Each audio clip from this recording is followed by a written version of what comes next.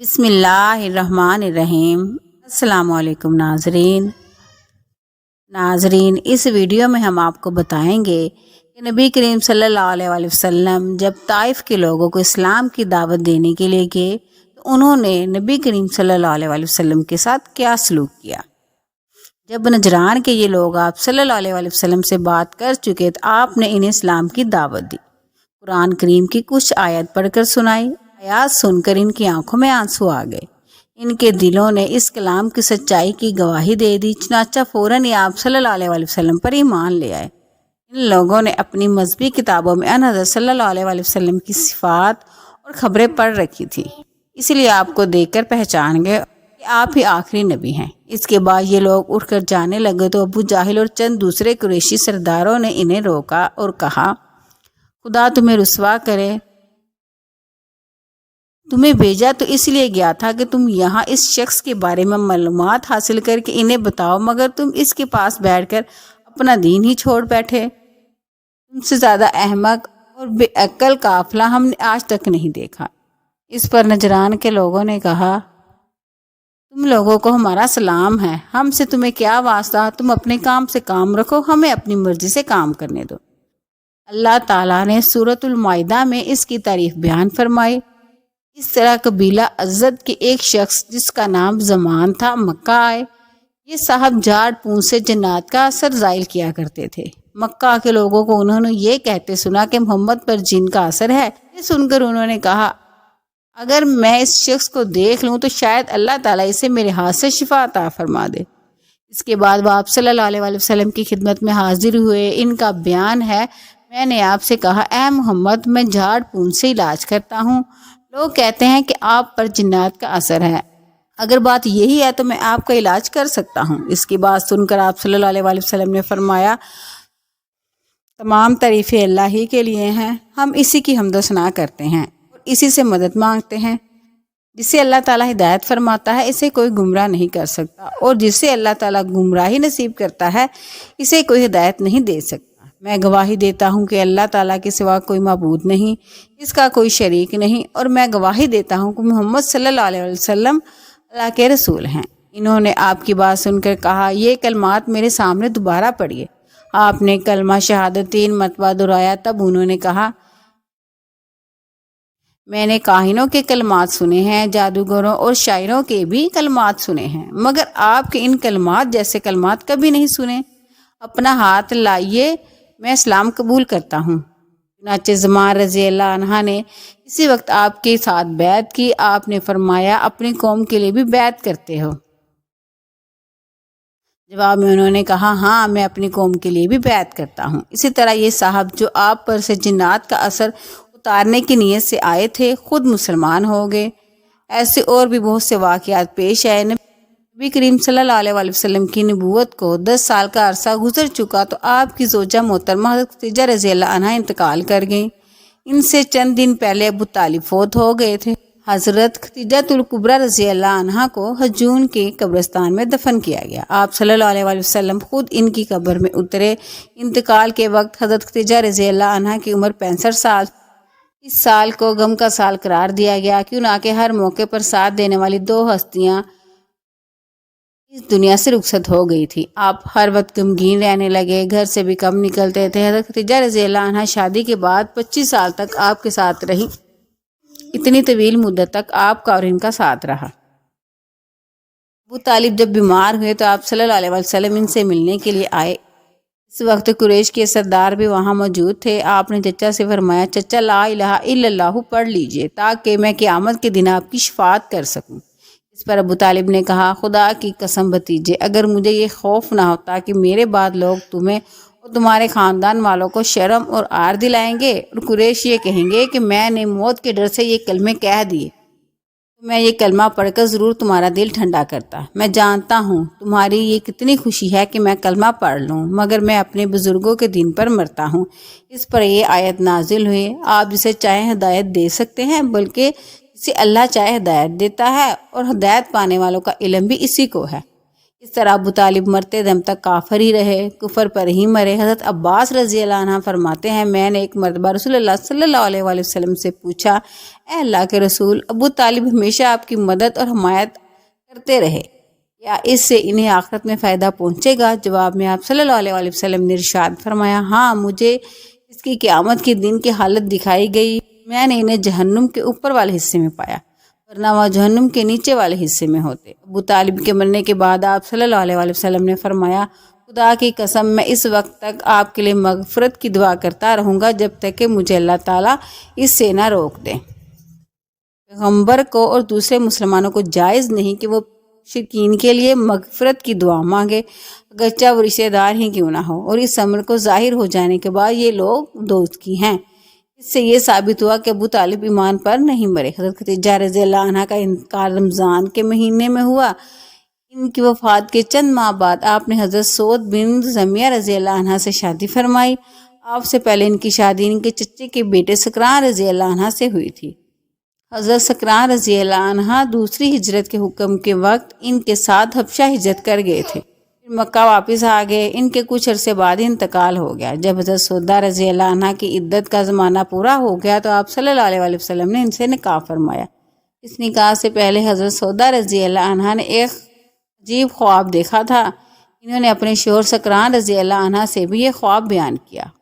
خواب سن کر سکران رضی اللہ عنہ نے کہا، اگر تم نے واقعی یہ خواب دیکھا ہے تو میں جلد ہی مر جاؤں گا اور رسول اللہ صلی اللہ علیہ وآلہ وسلم تم سے نکاح فرمائیں گے۔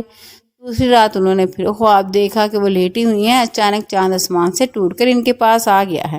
انہوں نے یہ خواب بھی اپنے شوہر کو سنایا۔ وہ یہ خواب سن کر بولے، اب شاید میں بہت جلد مر جاؤں گا۔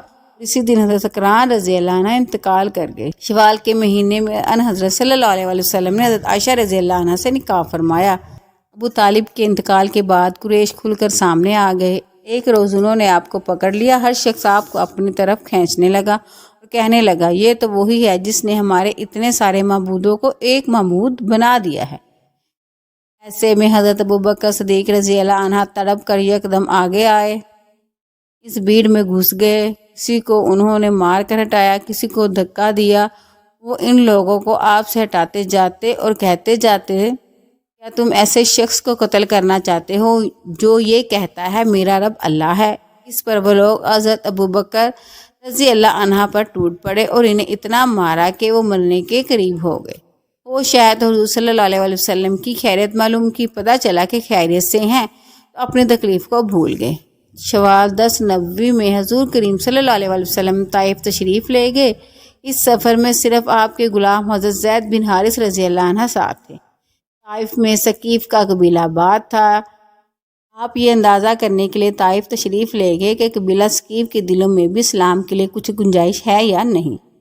آپ یہ امید بھی لے کر گئے تھے کہ ممکن ہے یہ لوگ مسلمان ہو جائیں اور آپ کی حمایت میں اٹھ کھڑے ہوں۔ طائف پہنچ کر آپ نے سب سے پہلے اس قبیلے کے سرداروں کے پاس جانے کا ارادہ کیا۔ یہ 3 بھائی تھے، ایک کا نام عبد الدلیل تھا، دوسرے کا نام مسعود تھا، تیسرے کا نام حبیب تھا۔ ان تینوں کے بارے میں پوری طرح وضاحت نہیں ملتی کہ یہ بعد میں مسلمان ہو گئے تھے یا نہیں۔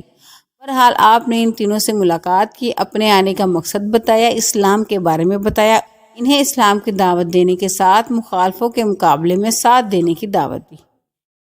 ان میں سے ایک نے کہا، کیا تم وہی ہو جسے خدا نے بھیجا ہے؟ ساتھ ہی دوسرے نے کہا، تمہارے علاوہ خدا کو رسول بنانے کے لیے کوئی اور نہیں ملا تھا؟ اس کے ساتھ ہی تیسرا بول اٹھا، خدا کی قسم میں تم سے کوئی بات چیت نہیں کروں گا، کیونکہ اگر تم واقعی اللہ کے رسول ہو تو تمہارے ساتھ بات چیت کرنا بہت خطرناک ہے۔ اور یہ اس نے اس لیے کہا تھا کہ وہ لوگ جانتے تھے کسی نبی کے ساتھ بحث کرنا بہت خطرناک ہے، اور اگر تم نبی نہیں ہو تو تم جیسے آدمی سے بات کرنا زیب نہیں دیتا۔ آپ ان سے مایوس ہو کر اٹھ کھڑے ہوئے۔ ان تینوں نے اپنے ہاں کے اوباش لوگوں کو اور اپنے غلاموں کو آپ کے پیچھے لگا دیا۔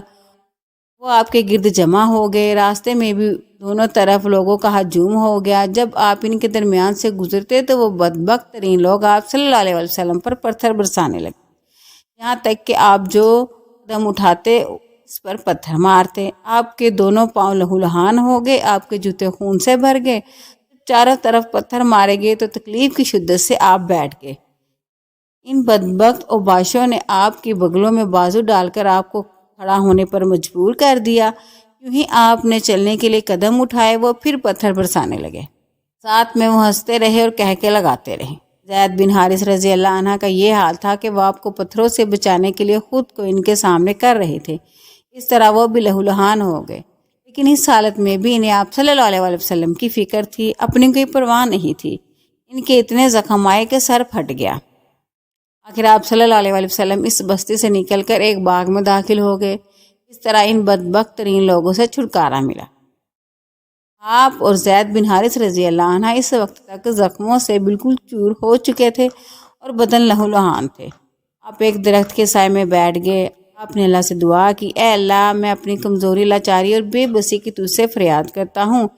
یا ارحم الراحمین، تو کمزوروں کا ساتھی ہے، تو ہی میرا رب ہے، تجھ پر ہی بھروسہ کرتا ہوں۔ اگر مجھ پر تیرا غضب اور غصہ نہیں ہے تو مجھے کسی کی پرواہ نہیں۔ اس وقت اچانک آپ نے دیکھا کہ وہاں باغ کے مالک عتیبہ اور شیبہ بھی موجود ہیں۔ وہ دیکھ چکے تھے کہ طائف کے بدماشوں نے آپ کے ساتھ کیا سلوک کیا ہے۔ انہیں دیکھتے ہی آپ اٹھ کھڑے ہوئے، چنانکہ آپ کو معلوم تھا کہ وہ دونوں اللہ کے دین کے دشمن ہیں۔ ادھر ان دونوں کو آپ کی حالت پر رحم آ گیا۔ انہوں نے فوراً اپنے نصرانی غلام کو پکارا، اس کا نام عداس تھا۔ عداس حاضر ہوا تو انہوں نے اس سے حکم دیا، اس بیل سے انگور کا گوشہ توڑو اور ان کے سامنے رکھ دو۔ عداس نے حکم کی تعمیل کی، انگور آپ کو پیش کیے۔ آپ نے جب انگور کھانے کے لیے ہاتھ بڑھایا تو فرمایا بسم اللہ۔ عداس نے آپ کے منہ سے بسم اللہ سنا تو آپ نے اپنے آپ سے کہا، اس علاقے کے لوگ تو ایسا نہیں کہتے۔ آپ صلی اللہ علیہ وسلم نے اس سے پوچھا، تم کس علاقے کے رہنے والے ہو، تمہارا دین کیا ہے؟ عداس نے بتایا کہ وہ نصرانی ہے اور نیونی کے رہنے والا ہے۔ اس کے منہ سے نیونی کا نام سن کر آپ نے فرمایا، تم تو یونس علیہ السلام کے ہم وطن ہو جو متی کے بیٹے تھے۔ عداس بہت حیران ہوا اور بولا، آپ کو یونس بن متی کے بارے میں کیسے معلوم ہوا؟ خدا کی قسم، جب میں نیونی سے نکلا تھا تو وہاں 10 آدمی بھی ایسے نہیں تھے جو یہ جانتے ہوں کہ یونس بن متی کون تھے، اس لیے آپ کو یونس بن متی کے بارے میں کیسے معلوم ہو گیا؟ اس پر نبی کریم صلی اللہ علیہ وسلم نے فرمایا، وہ میرے بھائی تھے، اللہ کے نبی تھے اور میں اللہ کا رسول ہوں۔ اللہ تعالیٰ ہی نے مجھ سے ان کے بارے میں بتایا اور یہ بھی بتایا کہ ان کی قوم نے ان کے ساتھ کیا سلوک کیا۔ آپ کی زبان مبارک سے یہ الفاظ سنتے ہی عداس فوراً آپ کے نزدیک آ گیا اور آپ کے ہاتھوں اور پیروں کو بوسہ دینے لگا۔ باغ کے مالک عتیبہ اور شیبہ دور کھڑے یہ سب دیکھ رہے تھے۔ انہوں نے عداس کو آپ کے قدم چومتے دیکھا تو ایک دوسرے سے کہا، تمہارے اس غلام کو تو اس شخص نے گمراہ کر دیا۔ پھر عداس اس کی طرف آیا تو اس نے ان سے کہا، تیرا ستیہ ناس ہو، تجھے کیا ہو گیا تھا کہ تو اس کے ہاتھ اور پیر چومنے لگا؟ اس پر عداس بولا، میرے آقا، اس شخص سے بہتر انسان پوری دنیا میں نہیں ہو سکتا۔ اس نے مجھے ایسی بات بتائی جو کوئی نبی نہیں بتا سکتا۔ یہ سن کر عتیبہ نے فوراً کہا، تیرا برا ہو، اپنے دین سے ہرگز مت پھرنا۔ اس عداس کے بارے میں آتا ہے کہ یہ مسلمان ہو گئے تھے۔ عتیبہ اور شیبہ کے باغ سے نکل کر آپ کرنل سابل کے مقام پر پہنچے۔ یہاں پہنچ کر آپ نے سر اٹھایا تو ایک بدلی آپ پر سایہ کیے نظر آئی۔ آپ کو جبریل علیہ السلام نظر آئے۔ انہوں نے آپ سے کہا، آپ نے اپنی قوم یعنی بنی ثقیف کو جو کہا، انہوں نے جو جواب دیا، اس کو اللہ تعالیٰ نے سن لیا ہے۔ آپ مجھے پہاڑوں کے نگران کے ساتھ بھیجا ہے، اس لیے بنی ثقیف کے بارے میں جو چاہے اس فرشتے کو حکم دے۔ اس کے بعد پہاڑوں کے فرشتے نے حضرت صلی اللہ علیہ وسلم کو پکارا اور عرض کیا، اے اللہ کے رسول، اگر آپ چاہیں تو میں ان پہاڑوں کے درمیان اس قوم کو کچل دوں یا انہیں زمین میں دھسا کر ان کے اوپر پہاڑ گرا دوں۔ پہاڑوں کے فرشتوں کی بات کے جواب میں آپ صلی اللہ علیہ وسلم نے فرمایا، نہیں، مجھے توقع ہے کہ اللہ تعالیٰ ان کی اولاد میں ضرور ایسے لوگ پیدا فرمائے گا جو اللہ تعالیٰ کی عبادت کریں گے اور اس کے ساتھ کسی کو شریک نہیں ٹھہرائیں گے۔ اس پر پہاڑوں کے فرشتوں نے جواب دیا، اللہ تعالیٰ نے جیسا آپ صلی اللہ علیہ وسلم کو نام دیا ہے، آپ صلی اللہ علیہ وسلم حقیقت میں رؤوف اور رحیم ہیں، یعنی بہت معاف کرنے والے اور بہت رحم کرنے والے ہیں۔